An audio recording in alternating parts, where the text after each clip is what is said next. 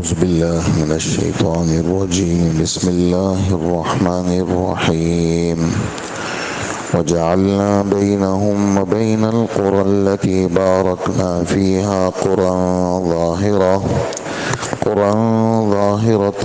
وقدرنا فيها السير سيروا فيها ليالي وأياما آمنين فقالوا ربنا باعد بين أسفارنا وظلموا أنفسهم فجعلناهم أحاديث ومزقناهم كل ممزق إن في ذلك لآيات لكل صبار شكور ولقد صدق عليهم إبليس ظنه فاتبعوه إلا فريقا من المؤمنين وما كان له عليهم من سلطان إلا لنعلم من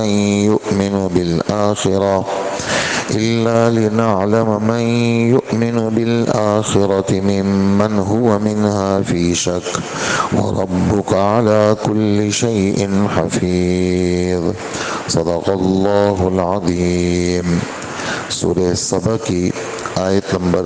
17 سے 21 تک کی تلاوت ہوئی ہے اور 8 رکوع 22ویں پارے کے مکمل ہو گئے، اور یہ آگے چونکہ الگ مضمون ہے، یہ 5 آیتیں جو ابھی آپ کے سامنے پڑھی گئی ہیں، ان آیتوں کا ترجمہ قوم سبا کے قصے کی تکمیل ہے، اور ہم نے ان کے اور ان کی بستیوں کے درمیان جن پر ہم نے برکتیں نازل کی ہیں، ایسی بستیاں بسا رکھی تھی جو دور سے نظر آتی تھی، اور ان میں سفر کو نپے تلے مرحلوں میں بانٹ دیا تھا، اور یہ کہا تھا کہ ان بستیوں کے درمیان راتیں ہوں یا دن امن و امان کے ساتھ سفر کرو۔ اس پر وہ کہنے لگے کہ ہمارے پروردگار، ہمارے سفر کی منزلوں کے درمیان دور دور کے فاصلے پیدا کر دیں، اور اس طرح انہوں نے اپنی جانوں کے اوپر ظلم کیا، جس کے نتیجے میں ہم نے انہیں افسانہ ہی افسانہ بنا دیا اور ان کو ٹکڑے ٹکڑے کر کے بالکل تتر بتر کر دیا۔ یقیناً اس واقعے میں ہر اس شخص کے لیے بڑی نشانی ہے جو بہت صبر اور شکر کرنے کا عادی ہو، اور واقعی ان لوگوں کے بارے میں ابلیس شیطان نے اپنا خیال، اپنا گمان درست پایا، اور یہ لوگ شیطان کے پیچھے چل پڑے سوائے اس گروہ کے جو ایمان والا تھا، اور شیطان کو ان پر کوئی تسلط نہیں تھا، البتہ ہم نے اس کو بہکانے کی صلاحیت اس لیے دی تھی کہ ہم دیکھنا چاہتے تھے کہ کون ہے جو آخرت پر ایمان رکھتا ہے اور کون ہے جس کا آخرت کے بارے میں شک ہے، اور پر تیرا پروردگار ہر چیز کا نگران ہے۔ یہ ان آیتوں کا ترجمہ ہے۔ یہ بات پچھلے درس میں آپ کے سامنے آئی تھی، بدھ والا دن درس ہوا تھا، اس میں قوم سبا کے متعلق یہ والی بات آئی تھی کہ یمن کے علاقے میں یہ قوم آباد تھی، اور اللہ جل جلالہ نے ان کو یعنی موسم کے حوالے سے بھی سکون دیا تھا، اور کھانے پینے حوالے کے اعتبار سے بھی اللہ پاک نے ان کو بڑی آسودگی دی تھی، اور 13 نبیوں کو اللہ پاک نے ان کی ہدایت کے لیے بھیجا تھا، لیکن اور ان کو یہ والی بات کہی تھی کہ دیکھو تمہارے رب نے روزی کا بڑا اچھا انتظام کیا ہے، اور علاقہ بھی بڑا اچھا ہے، اور اگر کوئی گناہ ہو جائے تو تمہارا رب معاف کرنے والا بھی ہے۔ لیکن انہوں نے نبیوں کی بات سے منہ موڑا، اور اللہ پاک نے ان کے لیے سیلاب، جو بند کی وجہ سے پانی رکا ہوا تھا، اللہ پاک فرماتے ہیں وہ پانی ہم نے چھوڑ دیا، اور ہم نے ان کے دونوں باغات کو جس میں اچھے اچھے پھل تھے اس کو ہم نے بدل دیا، کس سے؟ جھاؤ کے درخت سے، کیکر کے درخت سے، اور ایسے جنگلی بیر جو کسی کھانے کے قابل بھی نہیں اور اس میں کانٹے بھی تھے، اور یہ ہم نے جو سزا دی یہ ان کی ناشکری کی وجہ سے دی، اور ہم تو ایسے ناشکروں کو ہی ایسی سزا دیتے ہیں۔ یہاں ایک بات سننے کے قابل ہے، وہ یہ ہے کہ کفور کے لفظی معنی آتے ہیں بڑا کافر۔ کفور کے لفظی معنی آتے ہیں بڑا کافر، تو اس کا لفظی ترجمہ ہوگا کہ ہم گناہوں کی سزا یا بڑی سزا بڑے کافر کو دیتے ہیں۔ تو اس میں یہ والی بات اگر اس کا ظاہری ترجمہ لیں گے تو قرآن و حدیث کی اور باقی آیتوں سے اس کا ٹکراؤ آتا ہے، اس لیے کہ بہت سارے مسلمان ان کو بھی سزائیں ملتی ہیں، احادیث میں بھی اس کا ذکر ہے اور آیتوں میں بھی اس کا ذکر ہے۔ تو اگر اس کا مطلب ظاہری طور پر یہ لیں گے کہ ہم تو سزا کافروں کو دیتے ہیں، تو پھر تو ایمان والوں کو جو سزا ملتی ہے اس کا ذکر احادیث قرآن میں ہے، اس کا کیا مطلب ہوگا؟ تو اس کا جواب یہ ہے کہ سزاؤں کی قسمیں ہیں۔ بعض سزائیں اس لیے کہ دوزخ کی بھی قسمیں ہیں۔ قرآن پاک کے اندر 14ویں پارے میں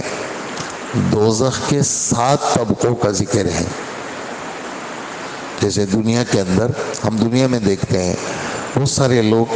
رہائشوں میں رہتے ہیں، ان رہائشوں کی قسمیں ہیں، مزوں کی بھی قسمیں ہیں، اور دنیا کے اندر ہی ہم دیکھتے ہیں بہت سارے لوگ جیلوں میں ہوتے ہیں، جیلوں کی بھی قسمیں ہیں۔ جیلوں میں بہت سارے لوگ بڑی تکلیف میں ہوتے ہیں، بہت سارے درمیانے اس میں ہوتے ہیں، بہت سارے ہلکے اس میں ہوتے ہیں۔ ایسے ہی دوزخ کے اندر بھی قسمیں ہیں اور آگ کی بھی قسمیں ہیں۔ ایمان والوں کو جو آگ میں تکلیف دی جائے گی وہ عذاب کی وجہ سے نہیں دی جائے گی، وہ صفائی ستھرائی کے لیے دی جائے گی تاکہ ان کو میل کچیل سے صاف کیا جا سکے۔ جیسے دنیا کے اندر ایک آدمی کو سزا دی جاتی ہے مجرم سمجھ کر کے، اور اس کو اس کے بدن کو مارا جاتا ہے، کاٹا جاتا ہے مجرم سمجھ کر کے، اور ایک آپریشن ہوتا ہے وہ مجرم نہیں ہے، حالانکہ کاٹا اس کو بھی جاتا ہے، اس کا بھی بدن کاٹا جاتا ہے، اس کے بدن سے بھی چیزیں جاتی ہیں، لیکن وہ اس کی صفائی کے لیے ہوتی ہے۔ تو مومنوں کو جو سزا دی جاتی ہے وہ عذاب کی وجہ سے نہیں، وہ صفائی کی وجہ سے۔ اور ایک بات یہ بھی ہے، یعنی اس کی اچھی وضاحت ایک صحابی ہے ابن خیرہ رضی اللہ عنہ، وہ کہتے ہیں کہ ایمان والے کو جو گناہ پر سزا دی جاتی ہے اس کی صورت یہ ہے کہ اللہ پاک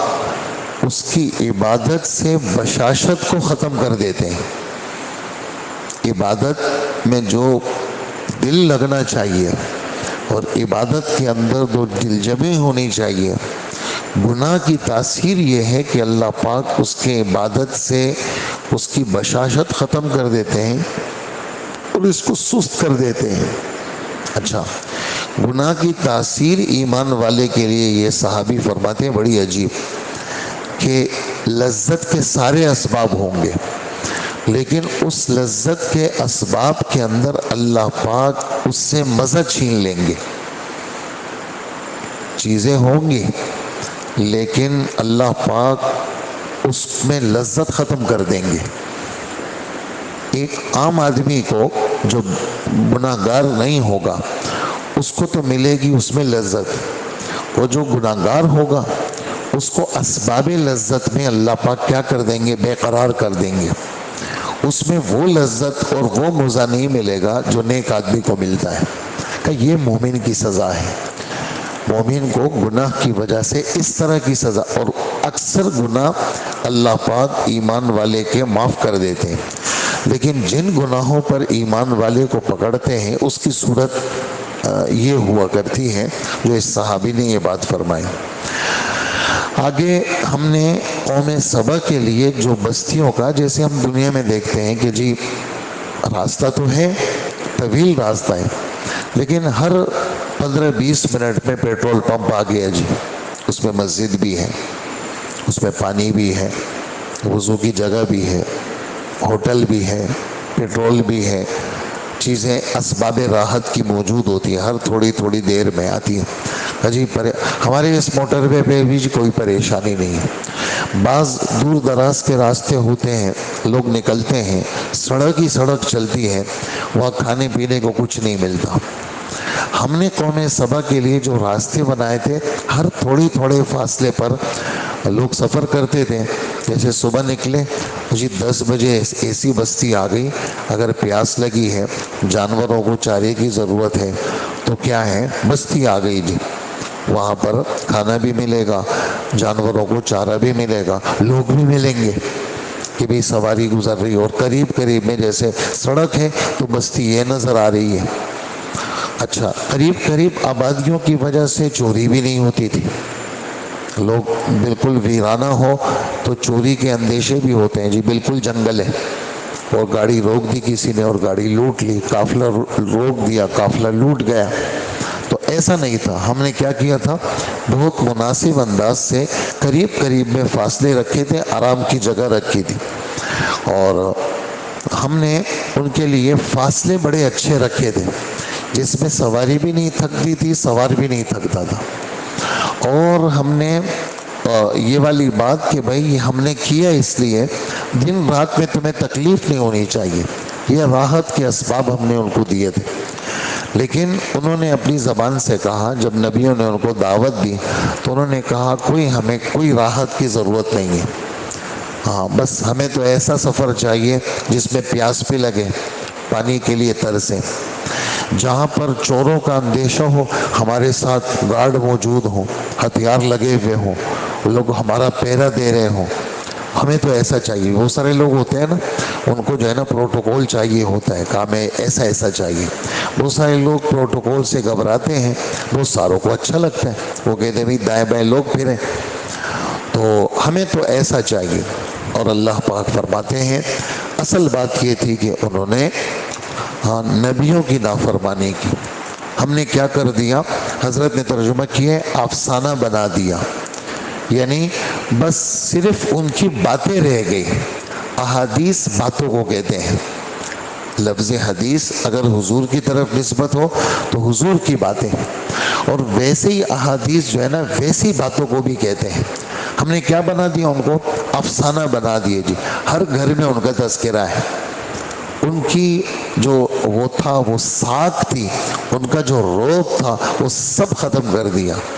اور ان کو مزقناہم کل ممزق، ہم نے ان کو تتر بتر کر دیا۔ تتر بتر کیسے کیا، جیسے میں نے آپ کو کہا تھا کہ ہمارے نبی نے فرمایا سبا ایک آدمی کا نام تھا، سبا، اور اس کے 10 بیٹے تھے، یعنی اس کی نسل میں 10 مشہور لوگ تھے، اس دن میں نے بات کی تھی، اور 6 جو تھے وہ یمن کی طرف شفٹ ہو گئے، اور 4 جو تھے وہ شام کی طرف ہو گئے۔ لیکن جب یہ والے حالات سامنے آئے تو اس میں لوگوں نے کہا کہ بھئی دیکھو اس علاقے میں اب رہنا نہیں ہے، اب تم لوگ ایسا کرو الگ الگ علاقوں میں چلے جاؤ۔ تو کچھ لوگ مدینہ منورہ کی طرف آ گئے، خود جیسے مکہ کے اطراف میں آ گئے، اور یہ غسانی قبیلہ یہ شام کی طرف چلے گئے، کچھ قبیلے یمن کی طرف، ازد قبیلہ ہے، شنوع قبیلہ ہے، انمار قبیلہ ہے، یہ سب ان کے کیا تھے، وہ سر نیم تھے۔ جیسے ہمارے ہاں دنیا میں دیکھتے ہیں کہ بھئی آپ یعنی ہر قوم قبیلے میں اوپر ایک بڑا آدمی ہوتا ہے، اس کے نام سے پھر وہ اس کی نسل چلتی ہے۔ عربوں میں بھی ایسے ہی ہے، عربوں میں بھی ایسے ہی ہے، جیسے اللہ کے رسول کے نسب میں ہی ایک آدمی گزرا ہے، اس کے جو ہے وہ 4 بیٹے تھے، ایک کا نام ربیعہ تھا، ایک کا نام مزر تھا، ایک کا نام زید تھا، اس طرح نام تھے ان کے۔ تو پھر کیا ہوا، وہ آدمی پیسے والا آدمی تھا، تو اس نے کہا کہ میں اپنے مال کی ایک ایک جنس جو ہے وہ اپنے بیٹوں کو دوں گا۔ تو سونا جو ہے وہ مزر کے اس میں آیا حصے میں، اور جو گھوڑے تھے وہ ربیعہ کے حصے میں آئے، ایسے ہی چاندی ایک کے حصے میں آئی، اور بکرے وغیرہ دوسرے کے حصے میں آئے۔ تو پھر ان سے پھر نسلیں چلی، تو قبیلہ مزر بڑا مشہور قبیلہ تھا، تو اور ربیعہ یہ بھی مشہور تھا، احادیث میں اس کا ذکر ہے۔ ایسے ہی سبا کے جو بچے تھے، یہ اللہ پاک فرماتے ہیں ان کی جو اجتماعیت تھی وہ ہم نے ختم کر دی، ہم نے ان کو ٹکڑے ٹکڑے کر دیا، بس صرف ان کے تذکرے رہ گئے۔ اور اس میں مومن کے لیے عبرت کا سامان ہے، اس لیے کہ مومن میں دو خصلتیں ہیں، ایک صبر کی خصلت ہے اور ایک شکر کی خصلت ہے۔ مومن پر جب حال آتا ہے تو مومن اس میں صبر کرتا ہے، اور مومن پر جب خوشیاں آتی ہیں تو مومن اس میں شکر کرتا ہے۔ اور ہمارے نبی صلی اللہ علیہ وسلم فرماتے ہیں کہ مومن کا معاملہ تو بڑا عجیب ہے، اور مومن کی ہر چیز میں خیر ہی خیر ہے، اور یہ چیز کافر کو میسر نہیں ہے۔ وجہ اس کی یہ ہے کہ کافر حالات کی نسبت دنیا کی طرف کرتا ہے اور خوشیوں کی نسبت اپنے دست و بازو کی طرف کرتا ہے، یہ کافر کی حالت ہے۔ تو اگر کوئی مسئلہ آیا، جیسے سیلاب آ گیا، تو کہیں گے نہیں یہ ہماری کوتاہی تھی نا، فلانی جگہ ہم نے بند نہیں باندھا تھا، اس وجہ سے سیلاب آیا۔ اگر کافر پر زلزلہ آتا ہے تو وہ کیا کہتا ہے؟ زمین پلیٹیں بدل رہی ہے، وہ یہ نہیں کہتا میری حرکتوں کی وجہ سے ہوا۔ اور اگر کافر پر سمندری طوفان آیا تو وہ سمندر کی طرف نسبت کرتا ہے، اور ایمان والا اللہ کی طرف نسبت کرتا ہے۔ یہ فرق ہے مومن اور کافر میں۔ اچھا، ایمان والے کو خوشی ملتی ہے تو ایمان والا کہتے ہیں بھئی یہ تو اللہ کی طرف سے ہو، بھئی اللہ نے کیا، اب ہمارا اس میں کیا کمال ہے۔ تو اس میں یہ جو باتیں ہیں اللہ ہمارے رب فرماتے ہیں مومن کے لیے عبرت ہے، کہ مومن کیا کرتا ہے اچھے حالات میں، ان پہ حال اچھا تھا تو مومن کیا کرتا؟ مومن شکر کرتا۔ ہمارے نبی نے مکہ مکرمہ فتح کیا، سواری پہ داخل ہو رہے ہیں تو سر نیچے کیا مکہ مکرمہ میں داخلے کے وقت، اور فرما رہے ہیں کہ اے اللہ آپ نے کیا، یہ آپ کے علاوہ کوئی معبود نہیں، آپ نے مکہ فتح کیا، آپ نے اپنے بندے کی مدد کی، آپ نے کافروں کو شکست دی، ہمارا کیا کمال ہے اے اللہ، ہم تو کچھ بھی نہیں ہے۔ تو اور کافر وہ جیسے بدر فتح ہوا تو انہوں نے کہا، احد کے اندر ظاہری شکست ہوئی تو کہا ہم شراب پئیں گے، ہم جو ہے ناچ گانے کی محفلیں سجائیں گے۔ تو یہ مومن اور کافر کا فرق ہے۔ مکہ فتح ہوا تو ابو سفیان کی بیوی جو حضور کی ساس لگتی ہے، لگتی کیا ہے؟ ساس ہے، حضرت معاویہ کی والدہ ہے، حضرت حمزہ کا کلیجہ چبانے والی ہے، لیکن ام حبیبہ کی بھی ماں ہے، ام حبیبہ حضور کی بیوی ہے، اور وہ مسلمان ہیں، مسلمانوں کی ماں ہے۔ اور یہ ہندہ کہنے لگی، بعد میں مسلمان ہوئی، کہنے لگی آج تو مسلمانوں کے مزے ہیں، اور آج تو مکہ میں شراب کا دور چل رہا ہوگا، اور آج تو ایسا ہوگا۔ اور رات دیر سے نکلی، جب سمجھ رہی تھی کہ سب سو گئے ہوں گے، جب نکلی بیت اللہ میں منظر دیکھا، بیت اللہ سے صحابہ لپٹے ہوئے، کوئی طواف کر رہا ہے، کوئی نماز پڑھ رہا ہے، کوئی رو رہا ہے۔ تو یہی منظر دیکھ کر کے اس کا دل بدل گیا۔ تو ایمان والا جب اس کو فتح ملتی ہے تو وہ اکڑتا نہیں ہے، وہ اللہ کی عبادت میں اور کیا کر لیتا ہے، وہ اضافہ کرتا ہے۔ تو اس طرح کی باتوں میں مومن کے لیے